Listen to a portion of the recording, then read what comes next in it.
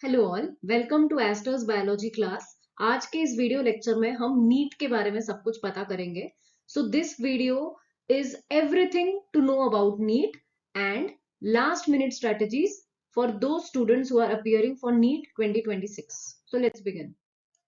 NEET is national eligibility cum entrance test. तो ये जो एग्जाम्स है ये काफी सारे जो मेडिकल कोर्सेस है या मेडिकल प्रोग्राम्स है उसके एडमिशन्स के लिए यूज की जाती है या उसके लिए कंडक्ट की जाती है। It is conducted by NTA, that is national testing agency, and it is regulated by national medical commission. So what is NEET exam conducted for? So NEET exam is conducted for, and it is also mandatory for the admission in MBBS, that is Bachelor's of Medicine and Bachelor of Surgery, then BDS जो dental program होता है उसके लिए, then Ayush courses के लिए है Ayurveda, homeopathy, यूनानी and सिद्धा, so Ayush courses, okay. Then BVSC and AH, that is Bachelors for Veterinary Sciences and Animal Husbandry. Then there are many institutes जिनके पहले अलग से एंट्रेंस एग्जाम कंडक्ट की जाती थी, लेकिन अभी नीट का ही स्कोर इन इंस्टीट्यूट्स के लिए भी वैलिड है। सो ये काफी ज्यादा फेमस इंस्टीट्यूट्स है, AIIMS and JIPMER। Same point over here. So earlier काफी बड़े बड़े इंस्टीट्यूट्स थे जिनके इंडिविजुअल एग्जाम्स कंडक्ट किए जाते थे besides NEET for the admission, but अभी नीट का ही स्कोर इन इंस्टीट्यूट्स के लिए वैलिड माना जाता है। तो what is the eligibility criteria? So minimum age जो है वो 17 ईयर्स चाहिए। अगर इसके बिलो रहेगा तो आप नीट का फॉर्म नहीं भर सकते हैं। मैक्सिमम के लिए कोई अपर एज लिमिट नहीं है।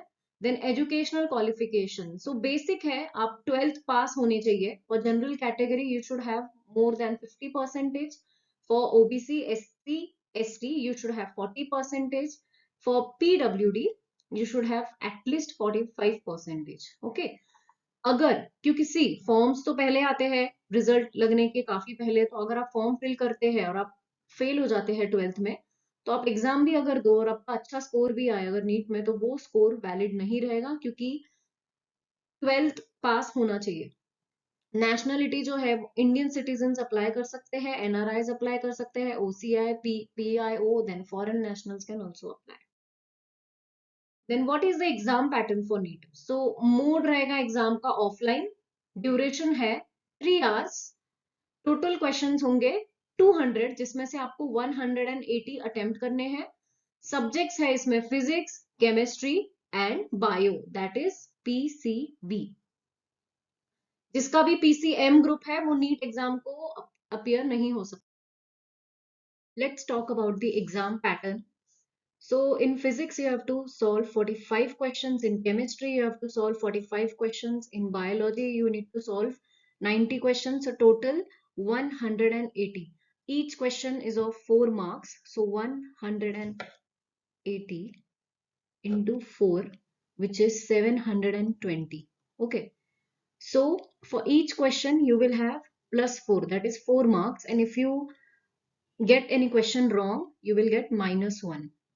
So ideally for every wrong question, -5, consider -5, 4 marks for each question and -1 for getting it wrong. Okay. So this is about the exam pattern. तो कट ऑफ का अगर देखा जाए तो every year cut off change होता है, but general के लिए 58th परसेंटाइल से ऊपर होना चाहिए। For OBC SC ST 48th percentile से ऊपर होना चाहिए। PWD का 45th परसेंटाइल के ऊपर होना चाहिए। But let me tell you one thing, जो टॉप MBBS कॉलेजेस होते हैं उनको 600 प्लस मार्क्स का रिक्वायरमेंट होता है अगर आपको इजिली कहीं पे एडमिशन लेना हो इन द फर्स्ट राउंड।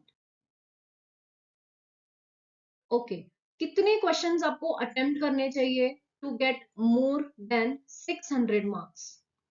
तो आई वुड से, अगर आप टोटल 150 क्वेश्चंस सही अटेम्प्ट करते हो तो आपके टोटल मार्क्स हो जाएंगे 600। सो फर्स्ट थिंग इज, अगर आप सारे 150 क्वेश्चंस को लेके श्योर हो कि वो राइट है, तो ये सबसे बेस्ट स्ट्रेटेजी रहेगी, लेकिन ऐसा बहुत रेयरली होता है। सो अगर आप 155 क्वेश्चंस अटेम्प्ट करते हो, सॉरी 160 अटेम्प्ट करते हो, उसमें से 155 अगर आपके राइट आते हैं और अगर 5 क्वेश्चन आपके गलत होते हैं तो भी आपका स्कोर हो जाएगा 620। इसके अलावा अगर आप टोटल 175 क्वेश्चंस अटेम्प्ट करते हो जिसमें से आपके 160 राइट हो जाते हैं और 15 क्वेश्चंस रॉन्ग हो जाते हैं तो भी आपका स्कोर होगा 625। तो बेस इसमें ये रहेगा कि आपको 150 क्वेश्चंस से ज्यादा अटेम्प्ट करने होंगे to score more than 600 marks. Okay, तो यहाँ पे अगर आपका फिजिक्स बहुत ज्यादा वीक है, आपको मिनिमम टोटल क्वेश्चंस आपको 45 अटेम्प्ट करने हैं, राइट, आउट ऑफ 50। तो 45, तो 45 में से आप सबसे लेस अटेम्प्ट करो। अगर आप 30 अटेम्प्ट करते हो फिजिक्स में, 45 अगर आप 40 अटेम्प्ट करते हो केमिस्ट्री में, और अगर आप 80 अटेम्प्ट करते हो इन बायोलॉजी, सो ये भी हो जाता है टोटल 150 क्वेश्चंस। अगर आपका बायोलॉजी काफी ज्यादा स्ट्रांग है और आपको लगता है कि आप सारे 90 क्वेश्चंस अटेम्प्ट कर सकते हो, तो आप वो भी चीज फॉलो कर सकते हो, आपका उसमें स्कोर आ जाएगा 600 एंड अबव। ओके, तो कंपटीशन लेवल नीट जो है ये टॉप टॉप 10 एग्जामिनेशन में से आती है, जो काफी ज्यादा डिफिकल्ट और कॉम्पिटिटिव एग्जामिनेशन मानी जाती है। So around 20 lakh students appear होते हैं। ओके, इसमें से only 1 lakh MBBS seats available है। सो 20 लाख में से अगर 1 लाख बच्चों का सिलेक्शन हो रहा है तो आप समझ सकते हो कि कंपटीशन लेवल कितना ज्यादा हाई होगा। देन नीट का जनरल टाइमलाइन क्या होता है? नीट की जो एग्जामिनेशन है उसके एप्लीकेशंस निकलते हैं अराउंड फेब मार्च। सो इस साल के एप्लीकेशंस ऑलरेडी डेडलाइन क्लोज हो चुकी है, मार्च में थी डेडलाइन। देन एडमिट कार्ड आएगा आपका अप्रैल में, एग्जाम डे रहेगा आपका मई में। सो इस बार 3 मई को एग्जाम है। देन आपको रिजल्ट आ जाता है उसका जून में, और काउंसलिंग सेशंस आपके स्टार्ट हो जाते हैं जुलाई ऑनवर्ड्स। देन आफ्टर नीट का आपका क्या करियर पाथ होगा?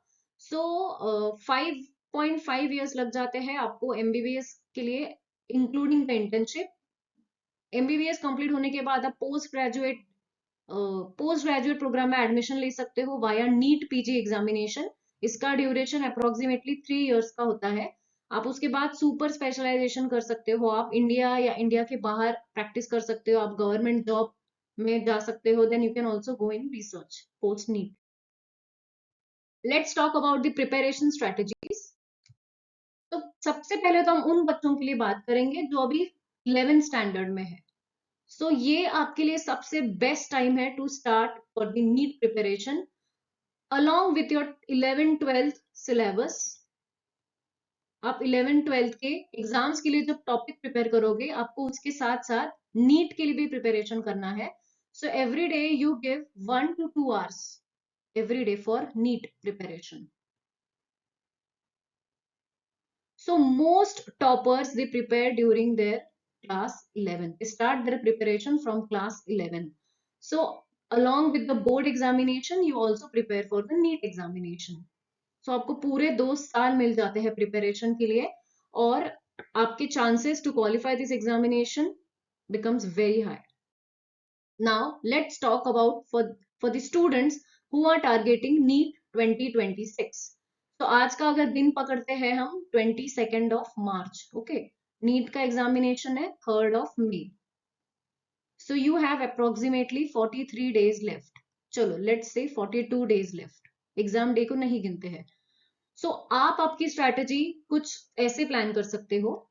So for first 10 days from 22 March two 31 मार्च आप क्या कीजिए, क्लास 11th एनसीईआरटी को पूरा रीड करके निकालिए। ऑब्वियसली 2026 के जो प्रिपरेशन के लिए जो स्टूडेंट्स बैठे, 2026 को जो स्टूडेंट्स अपीयर होंगे, उन्होंने अपना प्रिपरेशन ऑलरेडी स्टार्ट कर दिया होगा। तो फॉर दीज 10 days आपको सिर्फ 11th एनसीईआरटी का रीड करना है, और अगर आपने ऑलरेडी रीड करके नोट्स निकाले हैं तो आपको उन्हीं को बार बार रिवाइज करना है। यहाँ पे you will cover biology, chemistry and physics from 11th NCERT. Okay, along with that हर शाम को आपको 100 एमसीक्यूज सॉल्व करने हैं। Okay, total 100 MCQs per day. तो 10 days के लिए 100 एमसीक्यूज, तो अराउंड 1000 एमसीक्यूज की आपकी प्रैक्टिस हो जाती है। देन बी पार्ट, यहाँ पे आपको क्या करना है,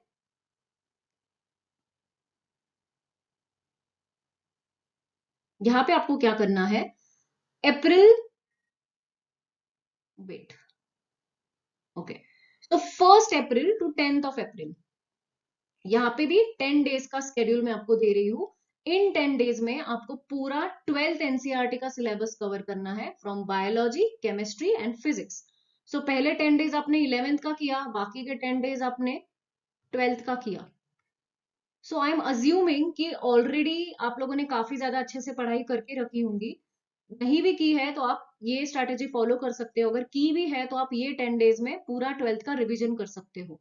one important thing to note, one important thing to note over here is, along with the revision of 11th and 12th NCERT, आपको NCERT में हर चैप्टर्स के इंट्रोडक्शन पढ़ने हैं, देन हर चैप्टर के पहले किसी साइंटिस्ट का इंफॉर्मेशन दिया होगा, आपको वो रीड करना है।